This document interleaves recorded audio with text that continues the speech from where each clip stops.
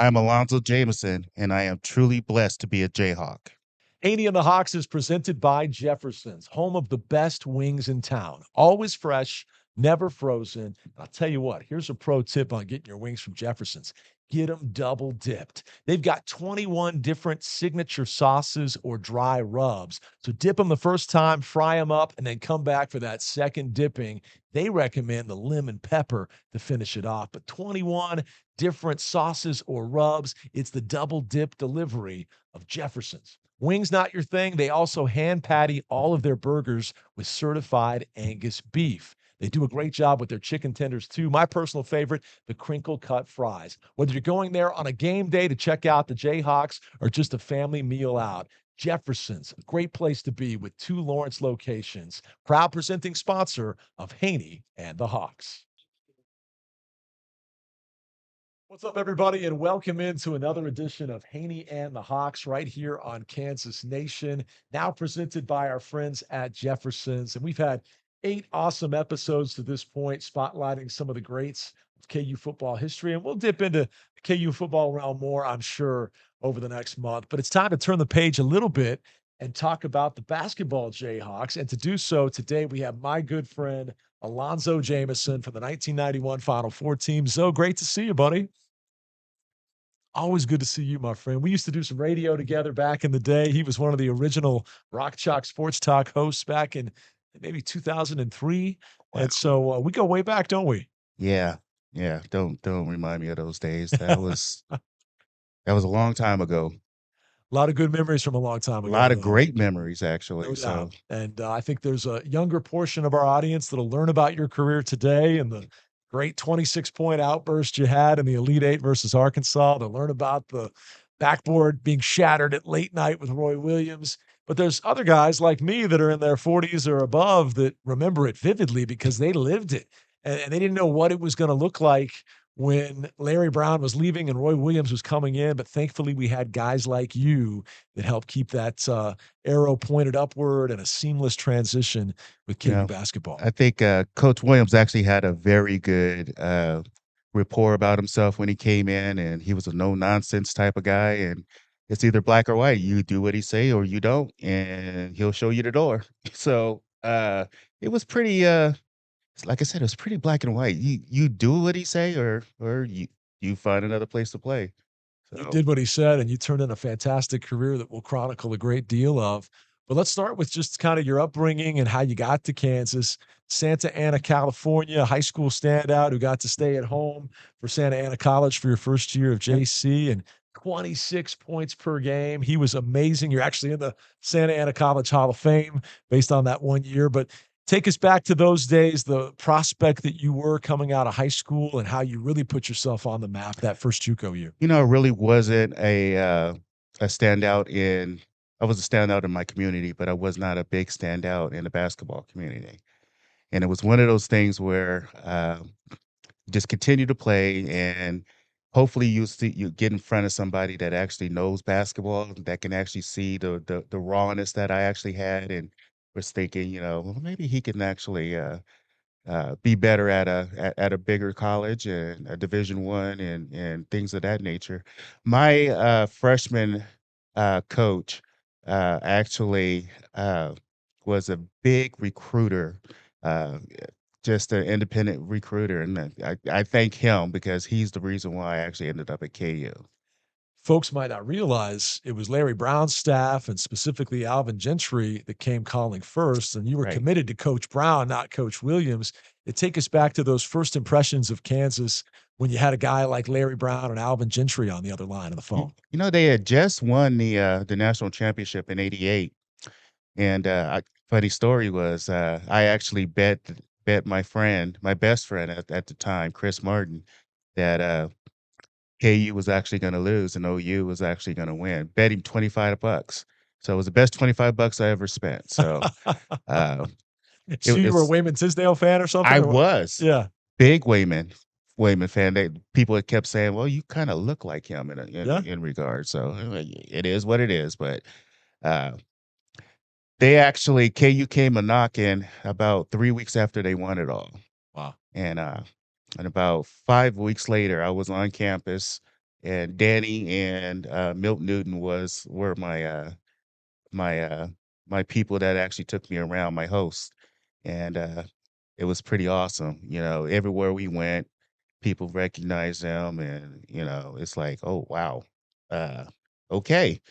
When I flew into to KCI, uh, I didn't know that it was about a 35-minute drive to from the airport to Lawrence. And in California, everything is pretty much, you know, 10, 15 minutes, Sure. give or take, depending on what the traffic's like. And that kind of freaked me out because I took a little nap between there and Lawrence and seeing all the uh the desolate land, let's say, kind of freaked me out a little bit till we got into Lawrence. I'm like, okay, I'm going to be around people and not cows and sheep Hey, and at everything. least you didn't So have to drive all the way to Manhattan. that Well, would have been, yeah, they would have to at least prepared me for that. yeah. And uh, But that was Coach your Sturge actually perception? was the one that actually brought me in too. So he went and picked me up at the Wow. you know, being a graduate assistant, he got the menial job, so at the Mark time. Turgeon. How cool is that? But that was your perception as a California kid of Kansas? You thought this was gonna be mostly rural farmland type stuff? You get to Lawrence, I'm guessing it was a pleasant surprise. It was a great surprise. I mean, Lawrence is a great city. I love it because it's big enough where you can get lost, but it's small enough where if you don't wanna be found, you can't be found, let's put it that way. Sure. So, it's that mid to me, it's that mid-range where you can get around when you want to, except for on football games, but that's a whole different situation. That's a good thing to have these days, so, uh but, you know, it Lawrence is one of those towns where, uh, like I said, you can get lost when you want to, and you can be found if you want to. Sure. Can be seen. So you have Danny Manning as your host and Milton Newton, as you mentioned, outstanding 3-point shooter, had the flat top haircut. I'll Yep, never forget that. But from DC. D Manning was a 2,900 career point scorer, the all-time record holder at Kansas. A couple of months after touring with Alonzo Jamison, he was about to be drafted number 1 overall by the Right, LA right. Clippers. And as you said, they just won a national championship. So that's a heck of a first impression. Did they have to sell you very hard at that point? And how did you wind up committing? That was it. I mean, if you got the future number 1 pick taking you around his college town, and the college town was still buzzing. Kansas City was still buzzing. They still had the banners up, "Congratulations, KU," and all of this, and then between there and here, you still see the balloons and everything else. It's like, wow, this is a lot bigger than what I expected. Yeah. So, it didn't take long for me to say yes. Actually, I think I said yes when I was here. But, you know, when you go through all of that, it's kinda hard to say, tell the coach, "Wait a minute, let me think about it. No, I'm coming here." And we're so glad you did. But you didn't wind up getting a chance to play for Coach Brown. When did the news come down that he was off to the Spurs? And then how quickly thereafter was Roy Williams appointed? It was kind of funny because I was out playing ball like I usually do on a I think it was on a Saturday, and, I came in and my mom said, you got about 7, messages from, a reporter." I think it was LA Times or the Orange County Register or somebody, and I'm like, "Why are they calling me so many times?" And I called him back and he's like, "Well, so how do you feel?" I'm like, What are you talking about?" Because I'm out playing. I didn't know I wasn't paying attention to what goes on in the real world, quote unquote. Keep in mind, folks, this is the late 1980s. You don't have notifications Right, popping up right. on your phone or breaking news scrolling at the bottom of the screen. Those Exactly. messages you missed were 7 calls to your landline home phone.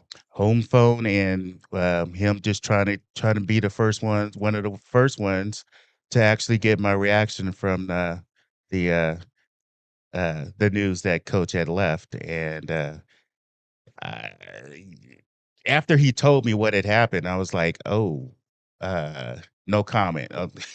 Call me back in about a couple days and I'll let you know." So, uh, I really did not even call KU back at the time. I just sat there and stewed. I actually called a couple of other colleges, number 2 and number 3. I won't say who they are, but, just to see if there was still some interest in me coming there.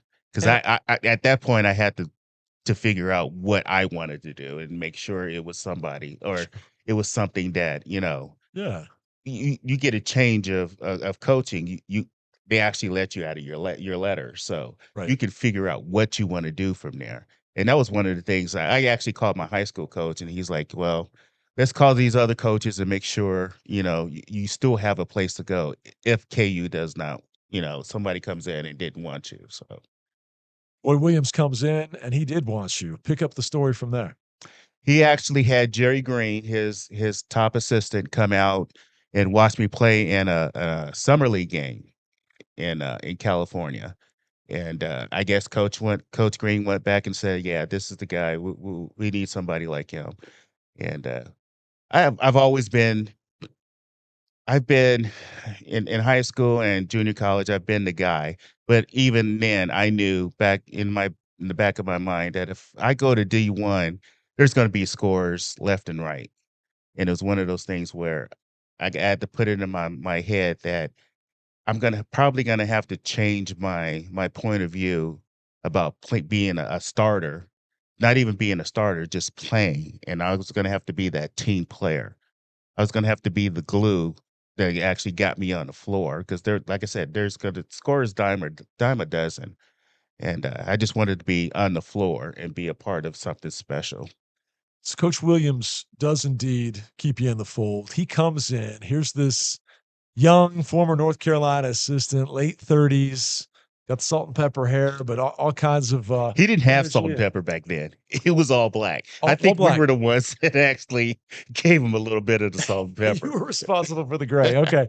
But young guy, all kinds of big time aspirations. He's bringing in so much of what Dean Smith had taught him. And of course, the lineage of Kansas and North Carolina runs so deep from Fog Allen teaching Dean Right, Smith right. making their program famous with Michael Jordan and James Worthy, and then Roy Handing it Williams comes down. back around. Yeah, man. But what was your first impression of this young guy from North Carolina with his Southern drawl? And when did he win you over that, hey, we're going to win some games with Roy Williams? I tell you what, it was the first time we actually met with coach. He actually came on campus and had a meeting with us in the field house. I still remember it was on the north side of the bleachers. And he came in and they had just won it all the year before. So you got a lot of big heads. Sure. I hate to say it. They were big heads. And even my head was big because I had just won the most outstanding player for junior college in California. And he was not a head coach anywhere. He was under Coach Smith, but he wasn't a head coach anywhere, so hadn't had that experience. And I remember him coming in and saying, "Guys, this is my team, and if you don't like it, you can leave. I am not going to be messing around with you. It's either this way, not this way. So if you'd like it, you can stay. If you don't, that's fine too. You can leave." And I was like, this is a no nonsense type of guy. That's what I needed at that point. And what was his way? How would you describe? You mentioned it's this way, or you can leave. What was this way Let's put it this way. The things that's going on now, he would have never, ever would have allow happen back in the 80s. specifically? What?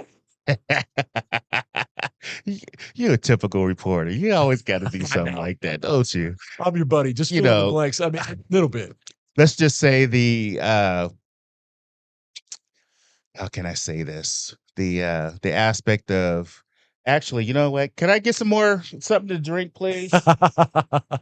You're liking this new studio here at Kansas Nation, right? I think our bartender just Is he gone? took a break, but Okay. we'll get you refilled for All segment right. two. So But you're not gonna let me out of this, are you? Okay. So some of the things that you see in the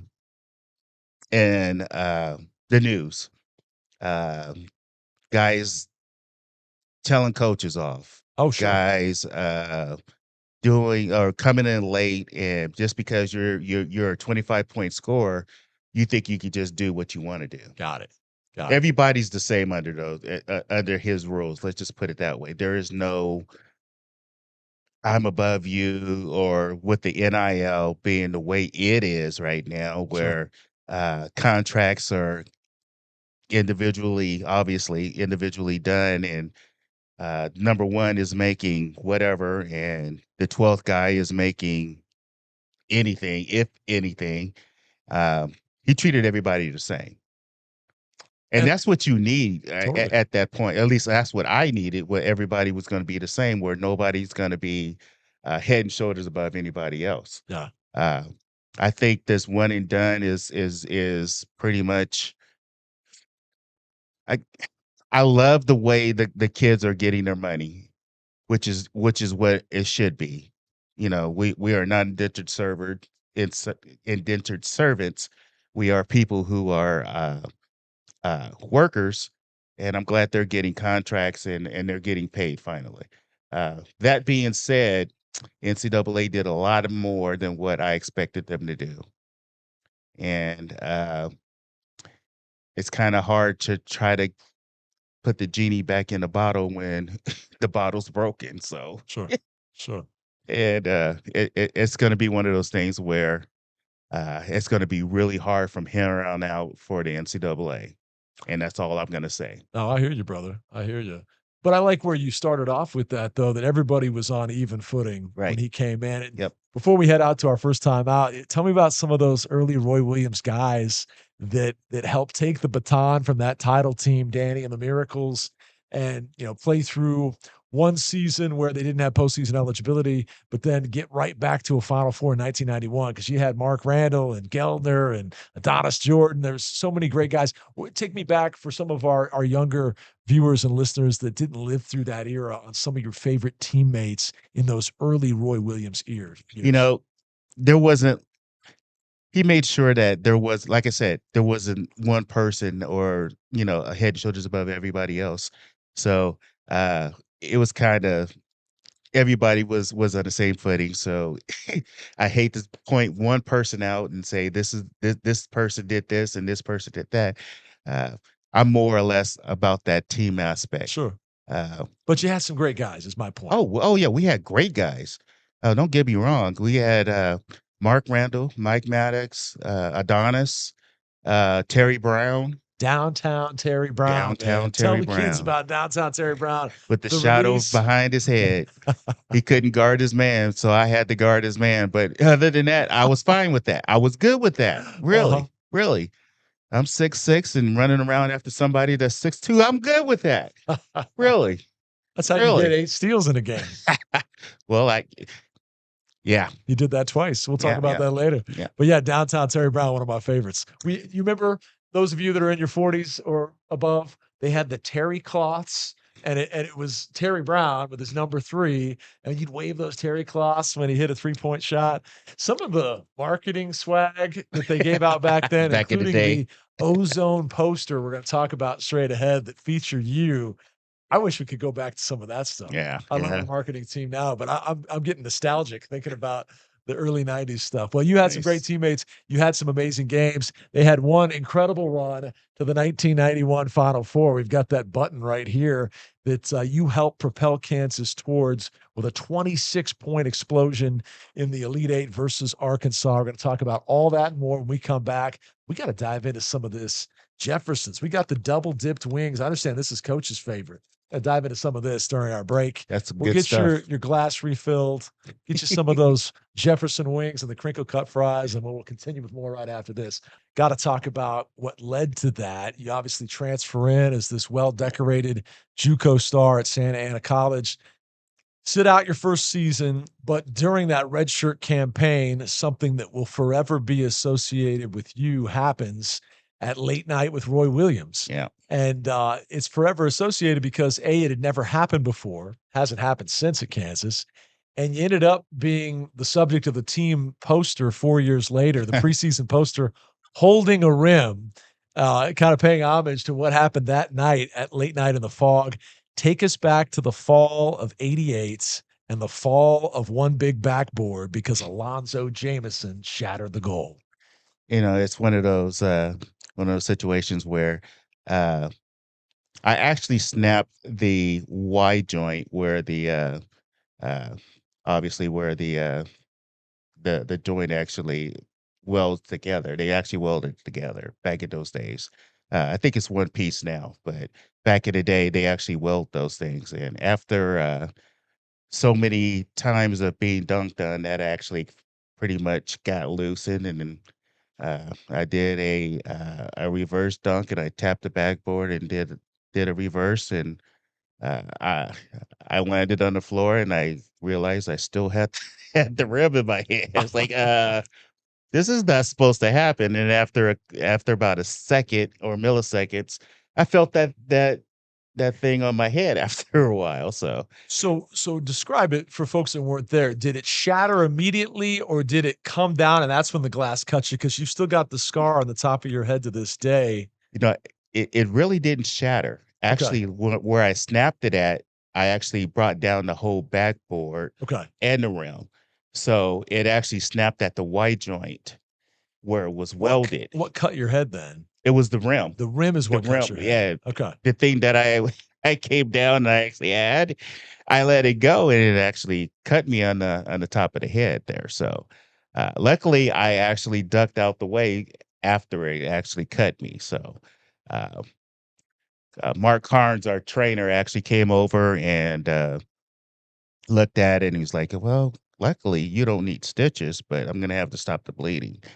And it was about a good 5-inch gash on my head. Wow. So luckily, I'm thick-headed enough where it did not do too much damage. So, So was this a situation where this is your first time playing in front of a crowd at Allen Fieldhouse? oh, people went crazy. You They were want to put going on a nuts. show, so you're going to bring the thunder with that reverse jam. Did you put a little extra into it?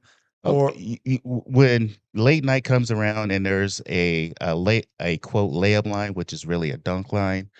Oh yeah, they'll get your adrenaline pumping. And I was like, "Oh yeah, let's do this." And it's like Mark Randall said, he was like, "Oh, I was next in line. I wish you just would have just did a straight layup and let me bring it down." I'm like, you got too much accolades as it is. You'll be all right. yeah, went on to be drafted by the Bulls. He was on the cover of SI with the Kansas headline. But I love that part of the story that he Yeah, was giving you grief. It should have been it his should have been him. chance to bring down the goal. It is what it Like is. like the sword and the stone. Like everybody had loosened it up, and whoever was coming next was going to get it Exactly. out, huh? Yep. Man. Yep. Well, that's always connected to you. And as I referenced, and we're going to show it right now, the ozone poster. This was before your senior season, though. Before my senior But you're season. holding the rim, as folks can see that are watching on kansasnation.com or on YouTube. That had to be pretty cool to be featured. And back then in the 90s, those early season posters were all the rage. Yeah, they were. Uh, as coach would say, well, that kind of shows his 15 to 20 pounds overweight. But other than that, I like it too. Like, come on, coach. That's Coach Williams for you right there. So, That was uh, my favorite growing up in Topeka. That was on my wall. But I also had the Jeff Geltner, Ricky Calloway, Roy Williams, like dressed in the cowboy gear, like a Western Texas right, shootout or right, something. right. And of They also course, had another one, Frequent Flyer, which yes. was they were actually in costumes of being pilots and things. So, that back then it was fun. It not only just playing and people knowing who you are, and they did a great job marketing us. Well, we're gonna have to get that ozone poster up here at Kansas Nation. Wouldn't that look cool in the studio? I think we could find a good spot for it. No By the doubt. way, this is a very nice studio. I've been in plenty of studios, but this is it's very becoming. Let's say that. I appreciate that. We're gonna get that drink refilled and more wings on the way with those 21 rubs and sauces and dips that they have at Jefferson. So stay tuned for that. But taking you back to your playing Damn, career, you though, are just good a, at a that. couple of highlights to get to for folks to relive. There were the two games in which you had 8 steals, which was a school record at the time. It took over 10 years. I think it was 13 years before Aaron Miles broke it versus Iowa State with 9 steals. But you You did know, it. you know what? I like you, Aaron, but I don't like you for doing that. But other than that, you're good. Did you watch that with any kind of anticipation, holding that record versus Pepperdine and Marquette? You did it twice. Right. Did Back you to back years, actually. Yeah, did you people always ask the question, do guys really care about the records? Are they protective of their marks? When he finally snapped that in '03, did you think twice about it or No, of course I did. And anybody that has a record that would say no, they don't. No, they always do. We always do. care about it? We always check the records. Man, you were a beast on the steals. I mean, 2 of the top 10 single season steals marks in the history of KU basketball to this day. What was it about you with this, 6'6", 6'7" frame? What was the playing weight back then? 250. 250. And yet, as you said, sometimes flying around taking Terry Brown's man, you could cover all 5 spots on the floor and clearly great instinctive skills to come up with all these pilfers. You know, before we actually came on, I told you that I had to figure out I needed a niche to Oh, actually get on the floor. yeah, And that was my niche was defense and being I have this I don't want to call it a sixth sense, but I have a tuition as to where the ball is going to go next. And I actually use that a lot. And luckily, it gave me back to back eight pilfers uh, from season to season. incredible. And obviously, you earned Coach Williams' trust through those great defensive efforts, but you could score it as well. And we found that out perhaps better than ever in the Elite Eight of 1991. I referenced we've got the 1991 Indianapolis Final Four commemorative button here. The Hawks punched their tickets for that Final Four thanks to an Elite Eight victory over a Nolan Richardson led Arkansas team that was famous for the full court press and this hounding style that was called 40 Minutes of Hell. Right. And I'll never forget the announcer line that day when the Jayhawks took him down behind 26 points from Alonzo Jamison. That 40 minutes of hell turned into 20 minutes of oh heck. Oh heck. Take me back to that day. The scouting report on the Razorbacks coming in and how you guys were able to beat that pressuring style and tame the Hogs to go to the Final Four. You know, they actually played UNLV earlier in the year, and I was ranks number 1 versus number 2, and number 2 was Arkansas that year. Great game. I mean, they had some of the best guys getting up and down the floor that ever played, and it's one of those things where coach just said, "You just do what I ask you to do, play your game, and everything will work out in the end." And then at halftime, we were down by 12, and he reiterated, "Just do what I ask you to do," and we did, and we actually ended up winning by 12, and we came together as a team, and we just did exactly what coach did asked us to do, which was uh, do what I ask you to do, and like I said, we did, and ended up with a 12-point lead How did you win. handle that pressuring style? How did you prepare for it? What was the recipe on that day? I really think that they had thought that we were going to be playing Indiana. They were going to be playing Indiana, which was ranked third actually at the end of the year, and I just think they actually overlooked us, and it was one of those. Steve Woodbury actually said, "Well, they can go back to Indiana and play them." So, What was your it was favorite a great memory from that line, day? Because it ended up being a career day for you. 26 points. right? What's your fondest memory Uh, Fondest memory from that day? from that day. Oh Yeah. wow, the end where the guys all came together, and it was we just believed in each other, and it was just pandemonium, and seeing coach, being so happy too. It's his first Final Four. Yeah. Uh, it's just one of those memories that's never gonna end up leaving my head. So Do you remember what was waiting for you when you got back to Kansas? when we flew into Topeka and Exactly. Forbes Field, yeah, I don't know how many people were there, but I know that it took us 25 minutes, 30 minutes to get off the plane and get to the bus, where it only should have took us about 10 minutes. Yep. Yep. Took us 25 minutes. So And you live just outside of Topeka now in Tecumseh, but I was a Topeka native, 10 years old at the time. We win the game. We're listening to Bob and Max on the radio. My dad's like, son, grab your coat, get in the car. We're heading to Forbes Field. And we get out there, and you're right. I don't know how many thousands of people were there, but there were people standing and jumping on cars. Of Right. course, it's tradition when the Hawks make it to the Final Four, they have some sort of hero's welcome Yep. coming home. But that particular one, at least in the eyes of a 10-year-old at the time, was just unbelievable, overwhelming. There were a sea of people, a throng of fans because of the magnitude of this Kansas win. It's the Final Four, so you never really know Yep. until you actually play the game. Sure. You gotta play the game first Totally. before it doesn't matter if you're 32 and 0. You gotta play the game, Yep. Yep. and you never know. You never really know. You never know. Well, certainly that Final Four run in terms of team success was perhaps your proudest achievement. You had a lot of individual success as well, though. Reflecting on your days as a Jayhawk, in your own words, looking at it from a big picture perspective, what are you most proud of from your time at Kansas? It's not about the, being the most valuable player in said 1991, Southeast Regional. It's not about winning, 2 out of 3 years I was actually here to actually win, the Big 8 title. It's not about going to the Final Four. It's not about going to the national championship. It's about the guys that are around me. Uh, some of these guys, most of these guys, I'm still in contact with, and uh, I tell the guys that I just had a granddaughter a couple years ago, and it's so good to have uh, that type of atmosphere around you where you can actually those guys that I actually played with are still like brothers to me, and I call them uncles to my daughters.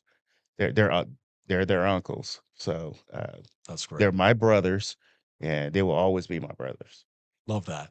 And you're a great family man. It's so fun to see you at KU basketball, KU football, all these events. I know you serve now on the K Club board of directors, so you really have paid it forward and given back to your alma mater as well. Yeah, it's I love being a part of that. Just not only being a part of KU and being and still have that background and all of that stuff, but it's about paying it forward to the kids that are here now, just so they know KU is one of those places where tradition reigns, and it's all about being a part of that tradition. Yeah. A lot of these kids don't know about that tradition, and you got to let them know this is what you're a part of. Yep. This is what you're a part of, and you gotta give your all. You got to give your all because, these days, some of these kids are coming through AAU, and they're not playing as hard as they should, and this and that and this, but, that name on the front of the jersey says a lot, Yeah. and they need to know that. Reminds me of Bill Self's words about, we're all caretakers of something much bigger than any one Right, individual player or right. any individual team. And clearly you get that. Well, we're going to step aside for our final timeout. When we come back with Alonzo Jamison, we'll wrap it up with our basketball season. Let's call it our full court press. It's been the 2-minute drill during football season, but we'll do a fast break or full court press or something. 4 quick questions, fun stuff. Plus, I got to ask you, like, what's it like being a grandpa now? You talked about Winter Ray, aka Winnie. Are you Grandpa Zoe? We're going to find out about that next. A big part of your story is the fact that about 7, 8 years ago, you were in need of a kidney transplant after type 2 diabetes was the diagnosis, and you had a hero step up in Shekinah Pepper, former USA military man with the US Army, who not only served our fine nation, but continues to be a hero after his military career by stepping up when you needed it most. Real quickly, tell us your story about your connection with Shekinah and what an incredible gift he gave you. Yeah, she kinda actually works with my wife, off and on, Colleen, so, uh, I actually put on, uh, social media that I needed a kidney, uh, because of diabetes that's on both sides of my family, so, uh, he actually came up and took a step forward and wanted to give me, one of his kidneys. I've also always said that somebody that, is a giver like that, or they're a different breed of people. Yeah. So anybody that wants to go under the knife to give something that's a part of them to somebody else to give them a quality of life that I didn't have at the time, Right. they're a different breed of people. And that's special. And now you guys are brothers forever. Yeah, I put him up there with one of those teammates. Yeah. Um, just somebody that came into my life, made a difference in my life, and not only to my life in my life, but my wife's life, my kids' life, my grandchild's life.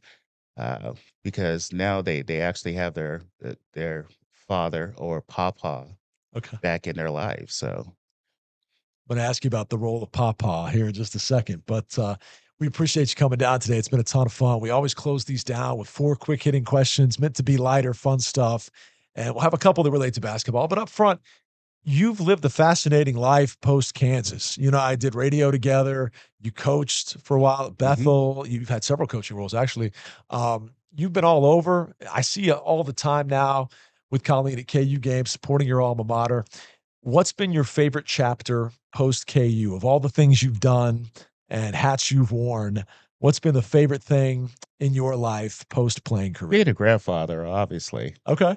because you always can spoil your child, spoil that child, and send them back home. So uh, I'm pretty sure that's what my grandmother actually did. Grandmothers spoiled me and send me back home and let Uh-huh. let mom and dad to figure out how to deal with it. Question number 2 on my list was actually about Winnie, whose full name is Winter Ray, and what your favorite part of Winnie's personality and being her papa is.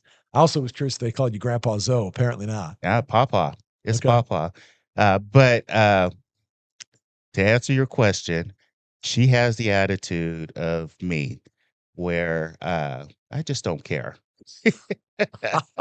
But I will tell you exactly what I think. Okay. So, uh, my children, all three of them, Michaela, Olivia, and Elise, all have that same attitude. So it's even more fun for me because coming from a guy, you expect that, but coming from the ladies Uh-huh. is quite unexpected, and I so love that about them. Now, Winnie's just a toddler, right? But do you Yep. see any traits that could make her a future Jayhawk someday? Well, she's already saying Jayhawk, so Okay. we're getting her there. Good deal. We're I like the getting her sound of there. that. I like the sound of that. Okay. Next question. You're famous for bringing the goal down at late night with Roy Williams back in the day, but you've been around KU basketball ever since. Season ticket holder, you and your lovely wife. If you could pick one guy post Alonzo Jamison that could bring the thunder enough to take the goal down, if there's one guy equipped to bring down that backboard, who would it be? Oh, he's a part of the staff now. Really?